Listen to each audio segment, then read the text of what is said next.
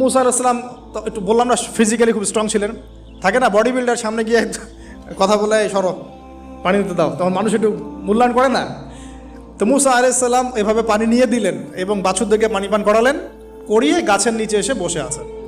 বসে বসে তিনি দোয়া করছেন, এই যে দোয়াটা তিনি দোয়া করছেন, রব্বি, একটা নেক কাজ করলেন, নেক কাজ করলেন না, মানুষের উপকার করলেন, নেক কাজ করে এসে গাছের নিচে বসে দোয়া করছেন, আল্লাহ এখানে তো আমার খাবার পানি বাসস্থান কিছুই নাই, আমি কি করব।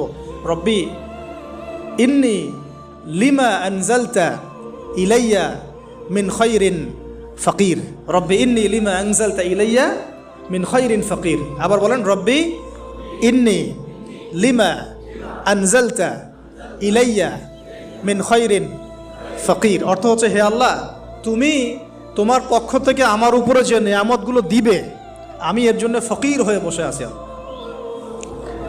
অর্থ বুঝে পড়বেন ভাই, নামাজ রোজা